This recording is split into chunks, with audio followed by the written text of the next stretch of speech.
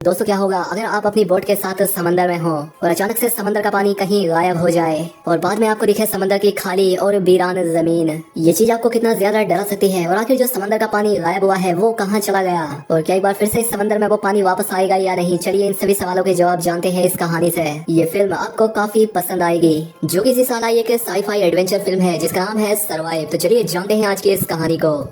इस कहानी की शुरुआत होती है और हमें एक फैमिली को दिखाया जाता है जिसमें वो अपने बेटे बेन का बर्थडे सेलिब्रेट करने के लिए समंदर के बीच में आए होते हैं। ये कैरेबियन सी था, यहाँ पर सब कुछ एकदम नॉर्मल चल रहा था। बेन की मॉम समंदर में स्विमिंग करने के लिए जंप कर देती है, जबकि बेन और उसके फादर फिशिंग करने में बिजी थे। लेकिन तभी अचानक से बेन की मॉम जूलियन को समंदर में ऐसा फील हुआ जैसे कोई बड़ी सी चीज उसके आसपास से चक्कर लगा रही हो। जब वो इस बारे में देखती है तो सब कुछ एकदम नॉर्मल होता है, लेकिन तभी अचानक से कोई उसे समंदर के नीचे खींच लेता है और साथ ही इनके बोट पर जो इंस्ट्रूमेंट थे वो भी कुछ अनयूजुअल सा बिहेव करने लगते हैं। बेन और टॉम इस चीज पर ध्यान नहीं दे पा रहे थे क्योंकि वो फिशिंग करने में बिजी थे। वहीं डूबती हुई जूलियन अपने आप को बचाने के साथ साथ टॉम को भी बहुत सारी आवाजें लगाती है, लेकिन उस पर किसी का भी ध्यान नहीं जाता। और यहाँ पर जूलियन को फील होता है कि समंदर का पानी पीछे की तरफ जा रहा है और साथ ही वो खुद भी, अब टॉम भी इस चीज को नोटिस कर लेता है। वो जूलियन को देख लेता है और इसलिए टॉम उसे बचाने के लिए पानी में जंप कर देता है। तो वही वैन बोट का इंजन स्टार्ट करके उन्हें उनके पास ले जाता है। अब टॉम जूलियन को डूबने से बचा लेता है और इसके बाद बेन और केसी उन दोनों को बोट के ऊपर खींच लेते हैं और इस तरह से जूलियन की जान बच पाती है। अब बोट पर टॉम अपनी बेटी केसी पर गुस्सा करता है। वो कहता है कि तुम्हारा ध्यान कहाँ था? तुम्हें पता है ना कि जो भी स्विमिंग के लिए जाएगा उस पर कोई एक शख्स ध्यान रखेगा, तो तुमने ये नियम क्यों तोड़ा? अगर तुम्हारी माँ को कुछ हो जाता तो क्या होता? अब केसी भी इस बात के लिए गिल्टी थी, लेकिन उसके सॉरी कहने पर सभी लोग आगे बढ़ जाते हैं और बाद इसके वो अपने बेटे बेन का बर्थडे सेलिब्रेट करते हैं। तभी यहाँ पर केसी के बॉयफ्रेंड की उसे कॉल आ जाती है और वो नोटिस करती है कि उसके बॉयफ्रेंड के पीछे शहर में बहुत बड़ा तूफान आ रहा है। ये देखकर केसी थोड़ा परेशान हो जाती है क्योंकि इस वक्त ये लोग सेफ जगह पर तो नहीं थे। ये बात वो जाकर अपने मॉम डैड को बताती है, जिसके बाद ये लोग अपनी बोट की सेफ्टी चेक करने लगते हैं।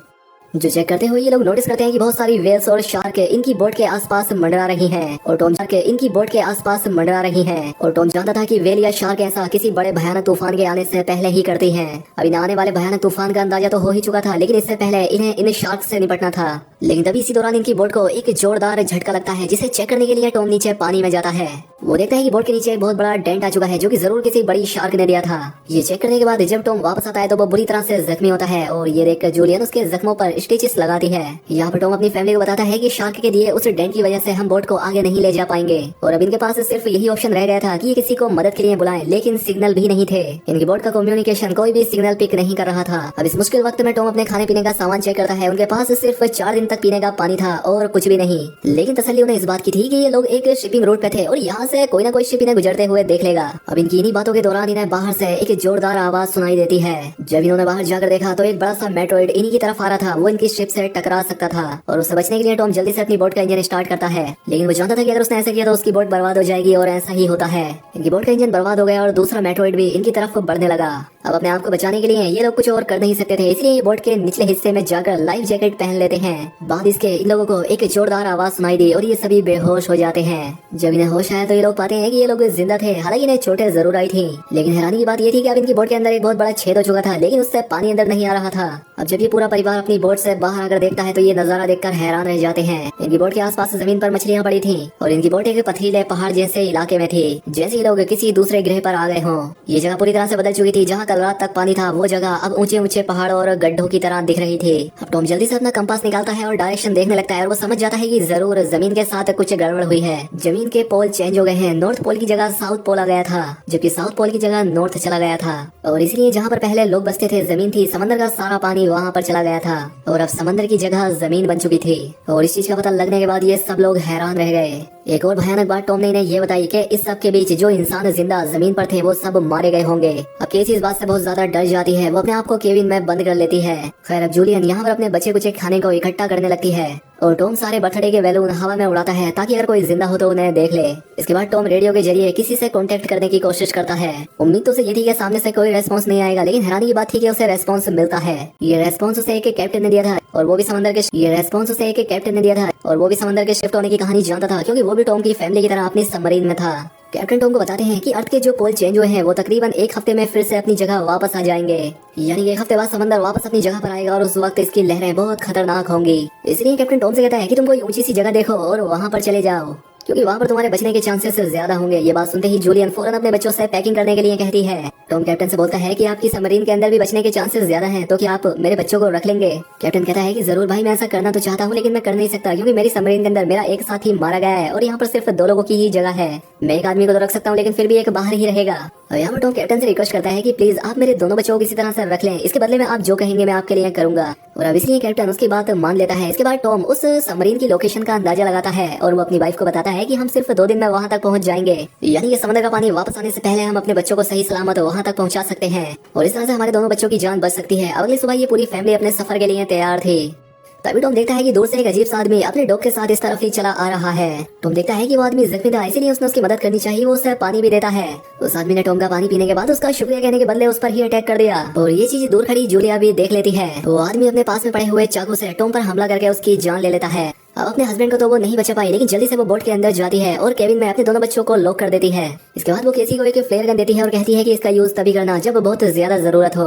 अब ये बात कर ही रहे थे कि वो आदमी इनकी बोट तक भी पहुंच जाता है और उससे बचने के लिए जूलियन वॉशरूम के अंदर चली जाती है और यहाँ कर वो अपने जख्मों को सीना शुरू कर देती है। अब यहाँ पर वो किलर इनकी बोट पर छानबीन करना शुरू कर देता है और जैसे ही उसे यहाँ खाना मिलता है वो खाना शुरू कर देता है, जिससे लग रहा था वो पिछले कई दिन से भूखा है। खाना खाने के बाद जब वो जूलियन को देखने गया तो पाता है कि जहाँ से आवाज आ रही थी वो केबिन खाली था। दरअसल जूलियन बोट में हुए छेद से निकलकर यहाँ से भाग चुकी थी, लेकिन उस आदमी का जो डॉग होता है वो जूलियन को देख लेता है और अब मजबूरी में जूलियन को उस डॉग को चुप कराने के लिए उसे मारना पड़ता है और वो खुद बोट के नीचे छिप जाती है। हालांकि वैसे तो वो उस किलर को नहीं मिल पाती, लेकिन जब वो अपने डॉग को मरा देखता है तो वो समझ जाता है कि जूलियन बोट से बाहर है। अब जैसे ही वो उसे पकड़ने के लिए बोट से नीचे उतरा तो जूलियन वापस बोट के ऊपर जाकर एक टूटे हुए शीशे को अपना रास्ता बनाते हुए फिर से बोट के अंदर आ जाती है। लेकिन थोड़ी ही देर में यहाँ पर जूलियन फिर से उस आदमी के हाथों पकड़ी जाती है। वो उसके बालों से पकड़ के उसे खूब पीटता है, टॉर्चर करता है। वो जूलियन का गला दबाने लगता है। अब वो किसी तरह से खुद को बचाने के लिए उससे किलर से लड़ने लगती है। कैसी जो ये सब केबिन से देख रही थी उसे याद आता है कि ये फ्लेयर गन यूज करने का अच्छा मौका है। वो फ्लेयर गन चला देती है, जिससे उस आदमी को तो ज्यादा नुकसान नहीं होता, लेकिन इनकी बोट जलने लगती है। अब जूलियन जल्दी से अपने दोनों बच्चों को बचाने के लिए इसी योट से बाहर निकल जाती है। अब बोट से निकलते वक्त वो किलर एक बार फिर से जूलियन पर हमला करता है, लेकिन इस बार जूलियन उसे लात मारते हुए पीछे गिरा देती है। खैर बाहर जाने के बाद कैसी और बैन अपने फादर की डेड बॉडी को देखकर रोने लगते हैं। उन्होंने इस सब की बिल्कुल उम्मीद नहीं की थी जो उनके साथ हो गया था। बैन अपने आप को दोषी मानता है कि ना मैं वो कलरफुल बलून ऊपर छोड़ता और ना ये आदमी उन्हें देखकर यहाँ आता। अब यहाँ पर जूलियन भी अपने हस्बैंड से लिपट कर रोई रही थी कि तभी वो देखती है कि वो किलर उनकी जलती हुई बोट से बाहर निकल आया था और अब इसलिए उनके लिए यहाँ पर रुकना सेफ नहीं था, इसलिए वो अपने दोनों बच्चों को लेकर यहाँ से भागती है। भागते भागते ये लोग काफी थक चुके थे, इसलिए ये एक पहाड़ी के पीछे आराम करने के लिए रुकते हैं, क्योंकि न लग रहा था कि शायद उस किलर ने यहाँ इनका पीछे छोड़ दिया होगा। और बैन यहाँ पर भी रो ही रहा था। कैसी उसे हौसला देते हुए पीने के लिए साफ पानी देती है, लेकिन बैन पानी पीने से भी इनकार कर देता है। अभी ये सब बातें ही कर रहे थे कि जूलियन ने देखा कि वो किलर अभी भी इनके पीछे ही है। अब इसलिए ये तीनों जल्दी से किलर से बचने के लिए यहाँ से भागना शुरू कर देते हैं। अब भागते भागते ये लोग थक भी चुके थे, लेकिन जब भी ये पीछे मुड़कर देखते हैं वो किलर इनके पीछे ही होता था। अब ये लोग रुकते नहीं, ये लगातार भागते रहते हैं और भागते भागते एक ऐसी जगह पर पहुंच जाते हैं जहाँ पर जहरीला पानी मौजूद था। हालांकि नहीं, यहाँ से जाते वक्त कुछ भी हो सकता था, लेकिन फिर भी जूलिया अपने बच्चों को यहीं से गुजरने का हुक्म देती है। यहाँ से निकलते वक्त इनकी हालत खराब हो गई और जूलिया को एहसास हुआ कि बैन डिहाइड्रेटेड हो चुका है। इनके पास पानी की कुछ आखिरी बूंदें थी जो कि इन्होंने बैन को दी, लेकिन इतने सारे पानी से कुछ कहाँ होने वाला था। अब यहाँ पर बैन की बहन कैसी हिम्मत हार चुकी थी। उसे बिल्कुल यकीन नहीं था कि वो लोग यहाँ जिंदा रह पाएंगे भी या नहीं। वो अपनी मौत को मान चुकी थी और वो इन दोनों से भी यही करने के लिए कह रही है, लेकिन जूलियन उसे डांटती है कि चुप करो और जो मैं कह रही हूँ वैसा ही करो। हम लोग आगे बढ़ेंगे और मुझे पता है कि मैं तुम्हें बचा लूंगी। जूलियन के कहने पर इन लोगों ने फिर से चलना शुरू किया और आगे बढ़ने पर इन्हें एक प्लेन दिखाई दिया जो कि कभी सालों पहले तबाह होकर समंदर में गिर गया होगा। ये लोग उस प्लेन के अंदर छिप जाते हैं और जूलियन एक आखिरी बार अपनी फैमिली फोटो देखती है जो कि इन्होंने कल रात ली थी। इस फोटो को देखकर सभी लोग टॉम को याद कर रहे थे। रात काफी हो चुकी थी और ये लोग थक भी चुके थे और कैसी और बैन सो चुके थे, लेकिन जूलियन बेचैन थी। वो प्लेन से बाहर आ जाती है, लेकिन वो पाती है कि रात के अंधेरे में भी किलर ने इनका पीछा करना नहीं छोड़ा था।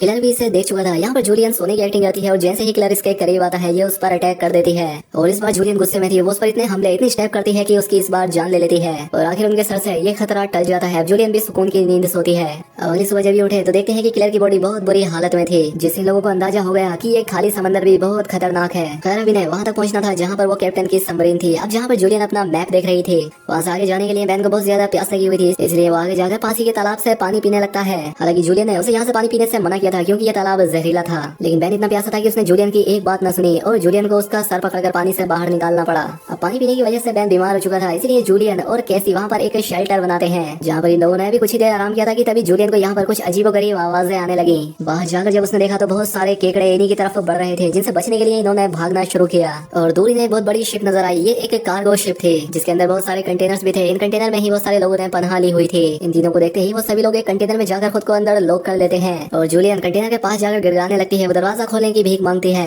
केकड़ों की एक बड़ी भयानक सेना इनके पीछे थी। अब उनसे बचने के लिए जूलियन और उसके दोनों बच्चे कंटेनर के ऊपर चढ़ गए। अब जूलियन जैसे ऊपर चढ़ती है क्रैब उसे काट लेता है, लेकिन वो किसी तरह से उसे हटाकर ऊपर चढ़ जाती है। अब केसी अपने जख्म को अपने स्कार्फ से बांध लेती है, जिसके बाद वो बेहोश हो जाती है। जिसके बाद केसी और बेन देखते हैं कि वो क्रैब्स उस कंटेनर को काटते हुए उसके अंदर चले गए और उसके अंदर मौजूद उन लोगों पर इन केकड़ों ने हमला कर दिया। अब वो लोग अपने पास मौजूद हथियारों से इन केकड़ों को मारने की कोशिश तो करते हैं, लेकिन केकड़ों की तादाद ज्यादा थी, ये लोग उनके सामने नहीं टिक पाते। खैर अगली सुबह जूलियन को होश आया। उसने पाया कि उसके दोनों बच्चे यहाँ नहीं हैं। वो बुरी तरह से डर गई क्योंकि ये इतनी खतरनाक और बीहड़ जगह थी कि यहाँ कोई भी आसानी से मर सकता था। अब जूलियन उन्हें खोने के डर से रोने लगती है, लेकिन तभी दूर से उसे केसी और बेन आते हुए दिखाई दिए, जो कि दरअसल खाने और हथियारों की तलाश में गए थे। खैर यहाँ पर वो केकड़े भी नहीं थे क्योंकि वो आगे जा चुके थे। अब ये देखकर जूलियन की जान में जान आती है। अब जूलियन अपने केकड़े के काटे जख्म को ठीक करती है, जबकि बेन अपने इकट्ठा किए हुए वेपन्स को सेट करता है। खैर अब इसके बाद जूलियन उस कैप्टन से कांटेक्ट करती है, जिस पर वो बताता है कि मेरे ऊपर भी सी क्रीचर्स ने अटैक कर दिया है और अब मैं बहुत ज्यादा जख्मी हूँ, मैं तुम्हारी मदद नहीं कर सकता। और साथ ही वो जूलियन को ये भी बताता है कि अब समंदर का पानी वापस फिर से अपनी जगह पर आने वाला है और इसीलिए तो ये समुद्री क्रीचर फिर से यहाँ वापस आ गए हैं। वहीं अभी लोगों को ये भी नहीं पता था कि उस सबमरीन तक जाने के लिए इन्हें कौन सी डायरेक्शन में जाना है, क्योंकि इस सारी भागदौड़ में इनका मैप भी कहीं गिर गया था। इसलिए कैप्टन अपनी फ्लेयर गन से हवा में फायर करता है और बेन उसे देख लेता है। ये लोग अब तेजी से सबमरीन की तरफ बढ़ने लगते हैं,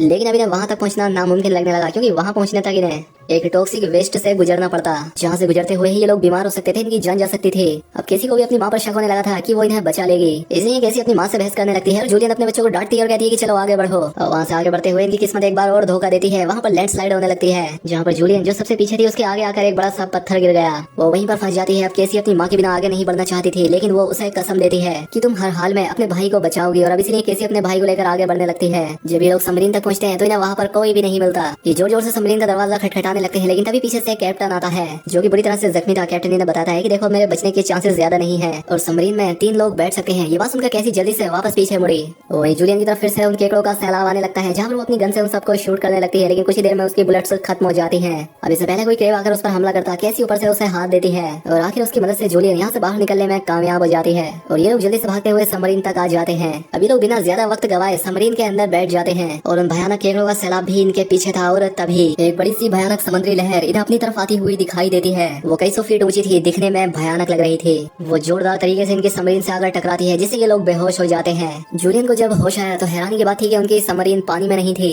बल्कि समंदर की वो बड़ी लहर इनकी सबमरीन को बहाकर एक शहर में ले आई थी, जो कि तबाह हो चुका था, जिसे देखकर साफ समझ आ रहा था कि जमीन से अब इंसानों का सफाया हो चुका है।